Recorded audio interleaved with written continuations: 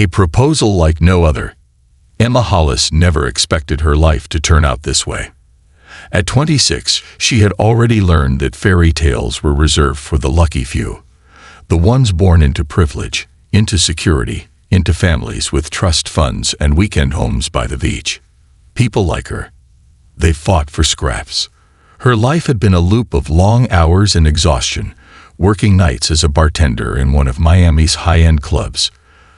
The kind of place where men paid small fortunes for overpriced cocktails and women wore dresses worth more than her monthly rent. The money wasn't great, but it was enough to keep her afloat in her tiny studio apartment, a place where the air conditioner barely worked, where the neighbors fought loud enough to shake the walls, where she counted every penny just to make ends meet. She had stopped dreaming of something better a long time ago. And then he walked in. It was impossible not to notice him. Even in a dimly lit club filled with power-hungry executives and wealthy playboys, Olivier Randolph commanded attention.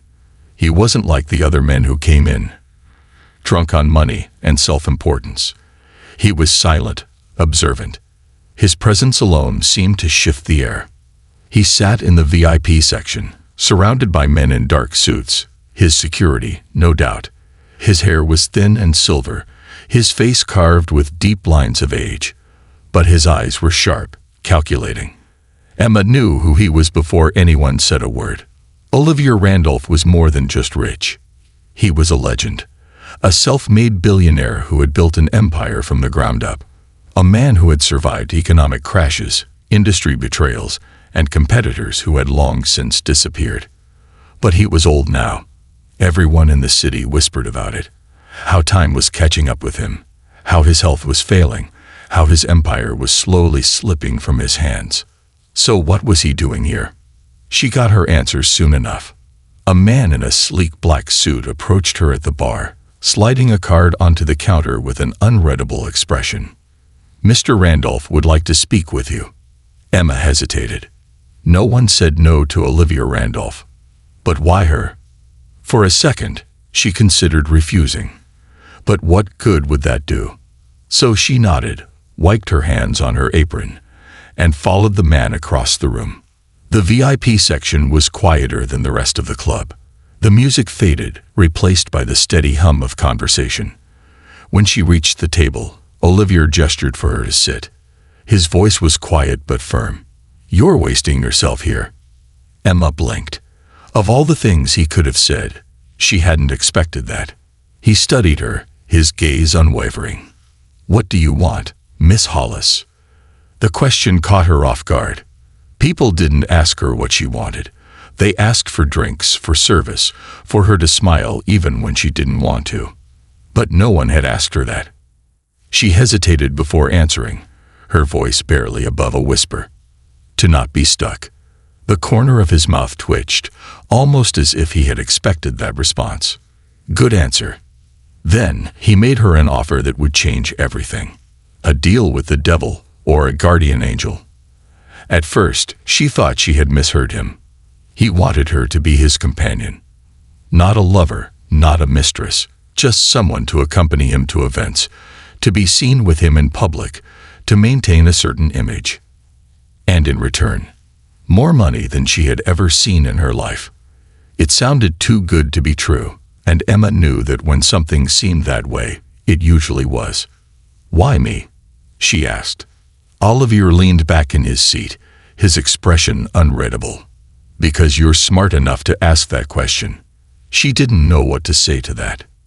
She should have said no, but logic had never paid her rent. So she agreed. The beginning of a new life. The next few weeks passed in a blur.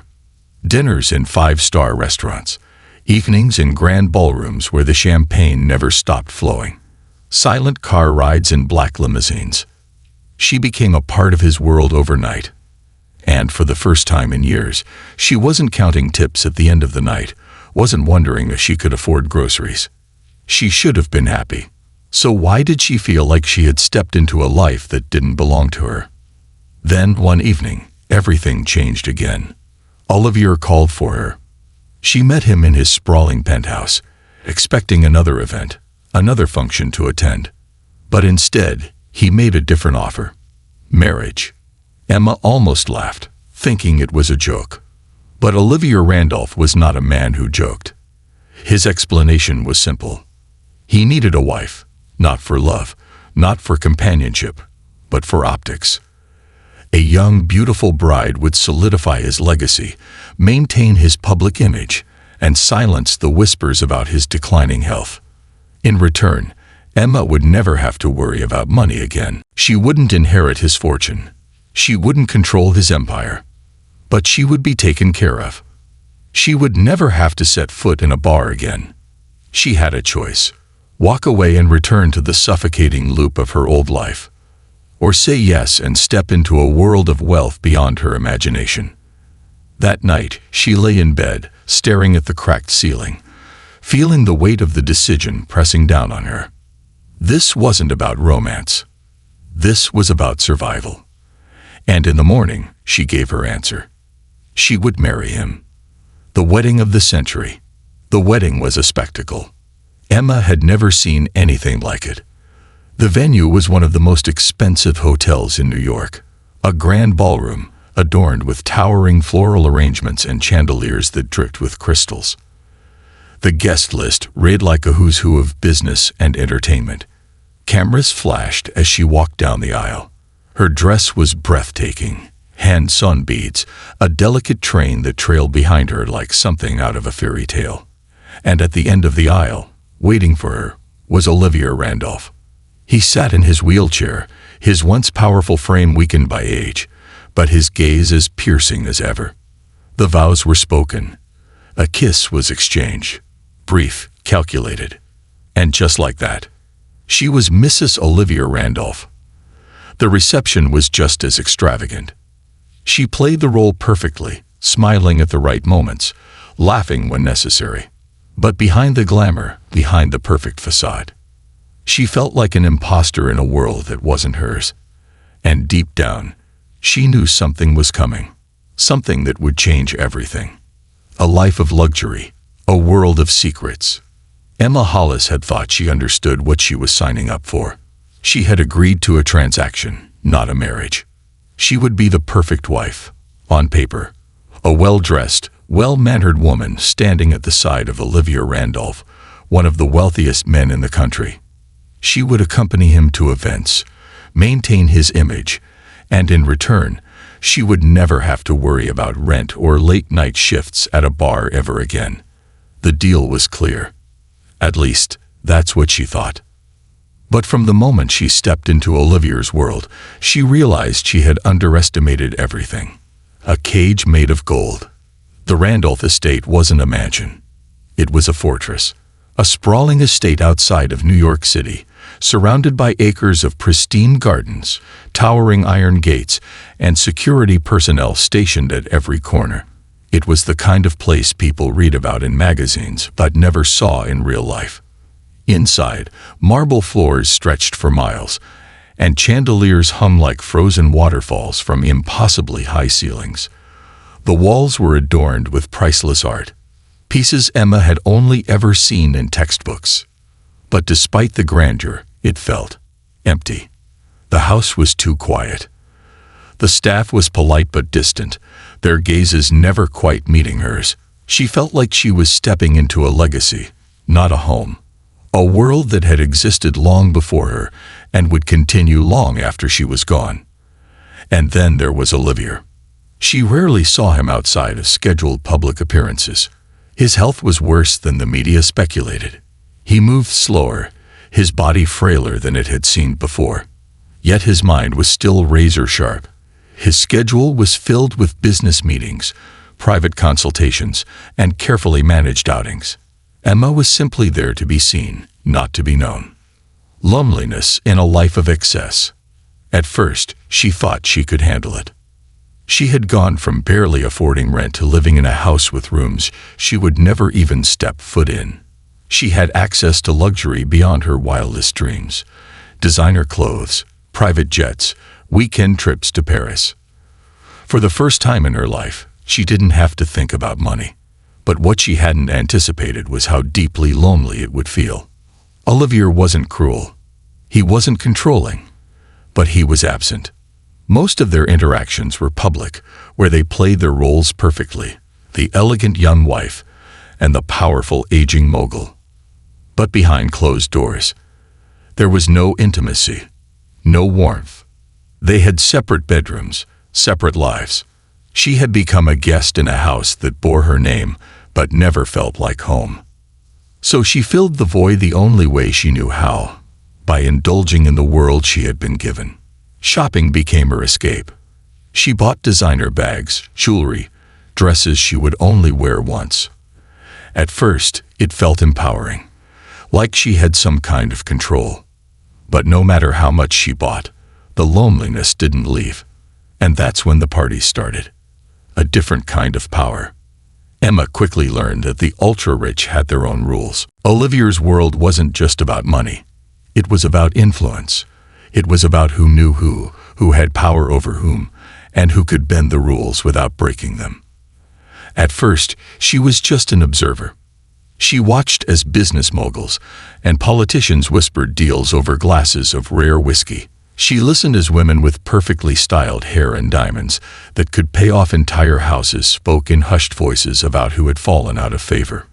And she learned quickly that in this world, charm was currency. She began to play the game.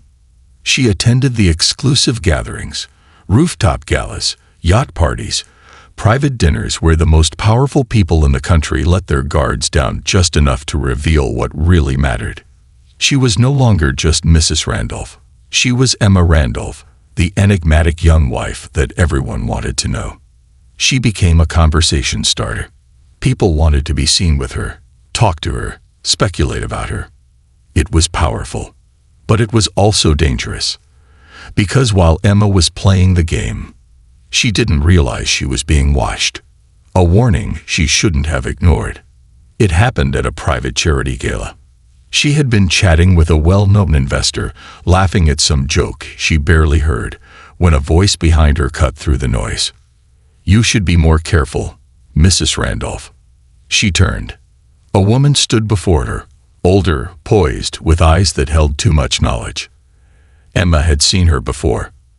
Her name was Catherine Hale, a widow from the same world Emma now lived in.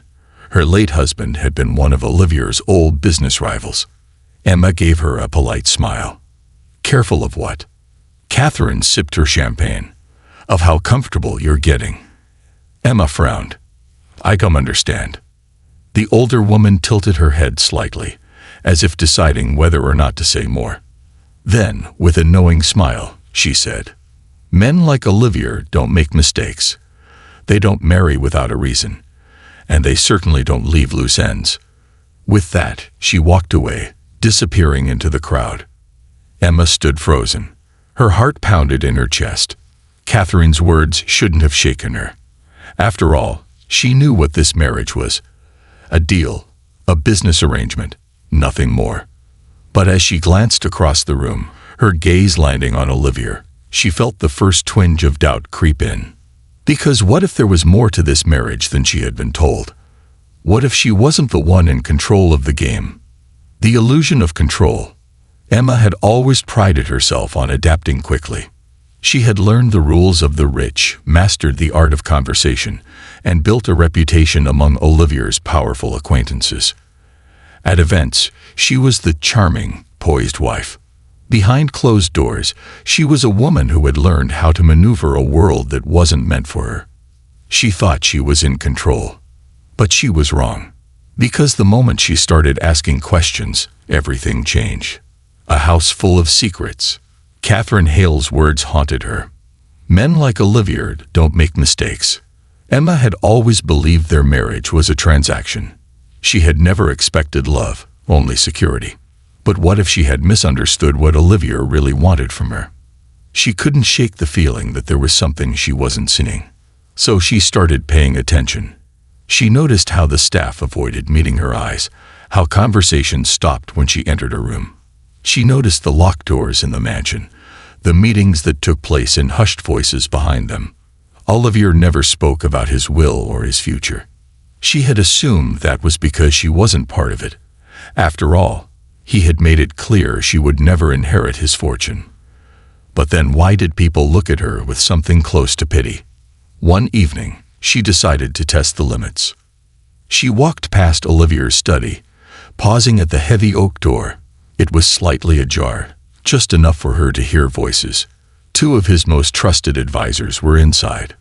"It's only a matter of time," one of them said. "She has no idea," the other replied. Emma's blood ran cold. No idea about what? Her grip tightened on the edge of the door. She wanted to push it open, demand answers, but she didn't. Instead, she stepped back and realized she had made her first real mistake. Because when she turned, Olivier was standing right behind her. The warning. For a man in his 90s, Olivier moved silently. He was dressed in his usual tailored suit, but there was something unsettling in his eyes. Something that made her stomach twist. "Is there something you need, Emma?" he asked calmly. She forced herself to smile. "I was just looking for you." He studied her for a long moment. Then, without another word, he turned and walked into his study, closing the door behind him. Emma stood frozen. She had never felt like a prisoner before.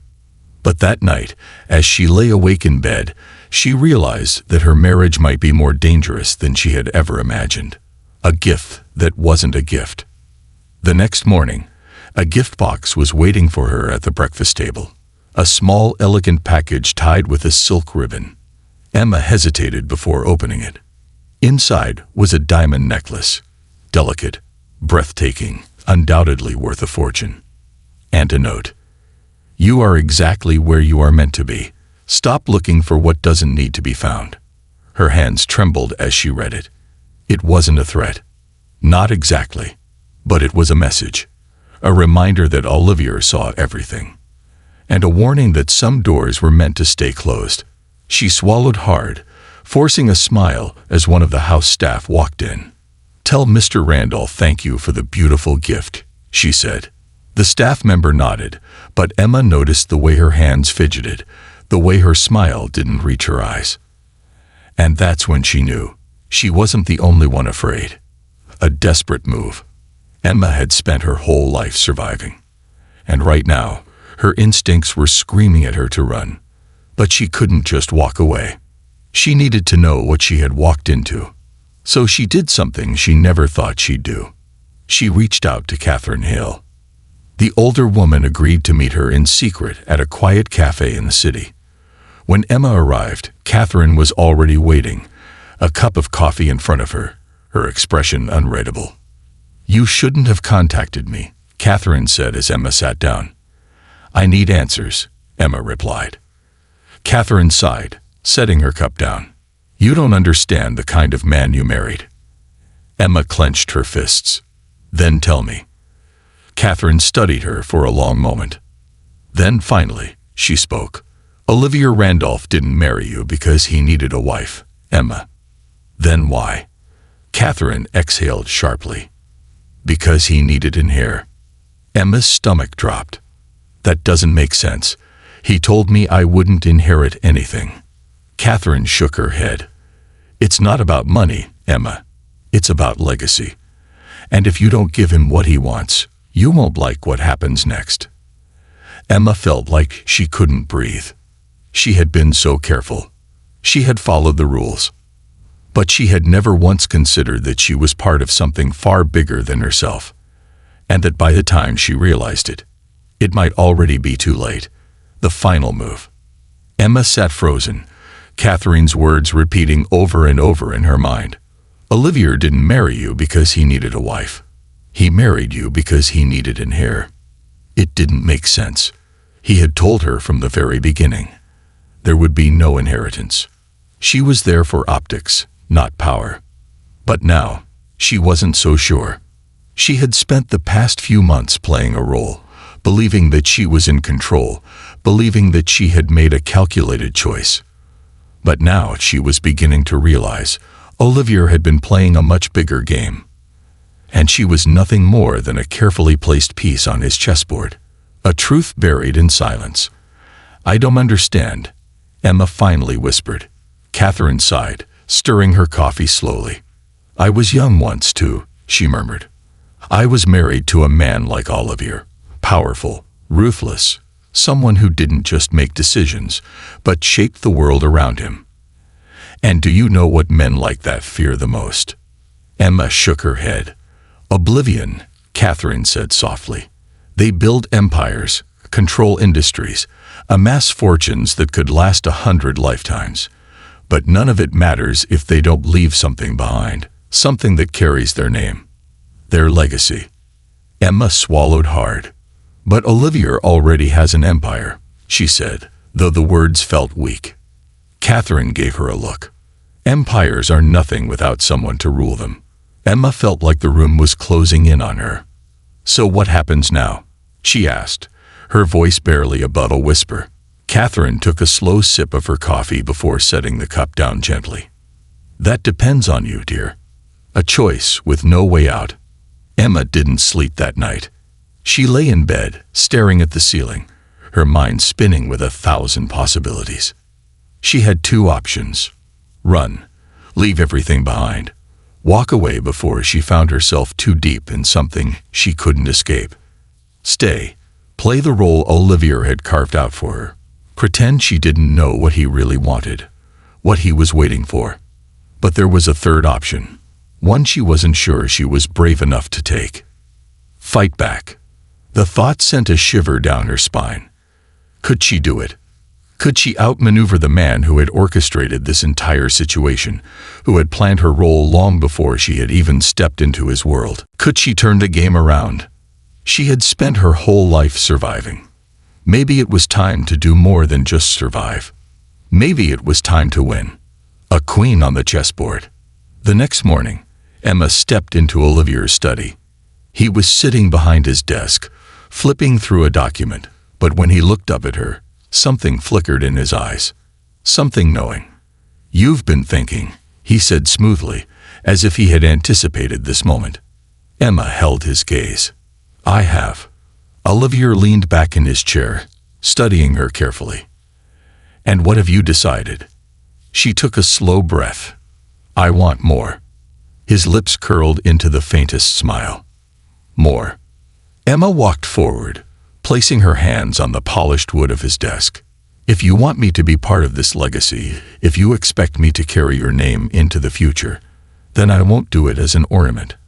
I won't do it as the woman you parade in front of cameras. If I stay, I want power.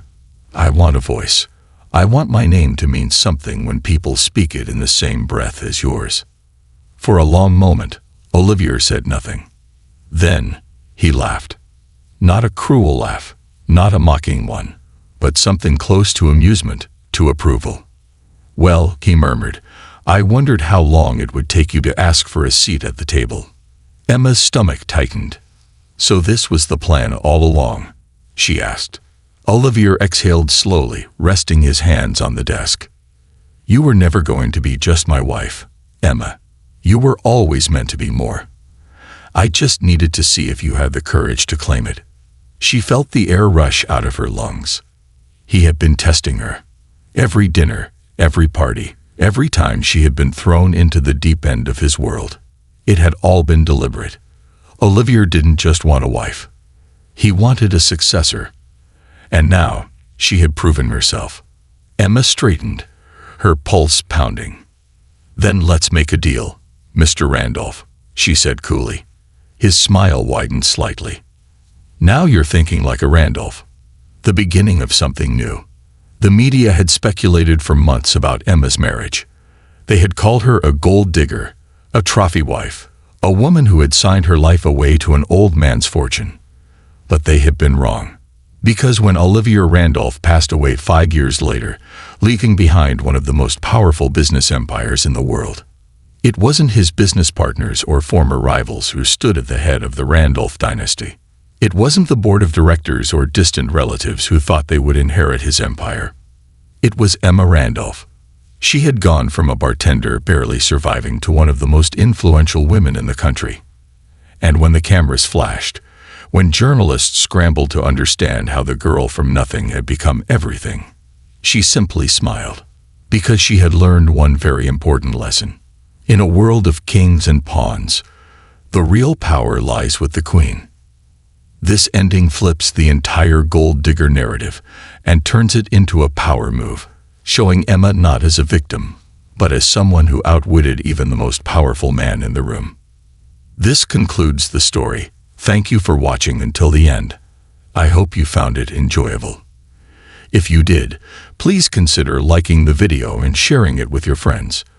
Don't forget to subscribe to our channel and activate the notification bell for more captivating stories. Have a great day.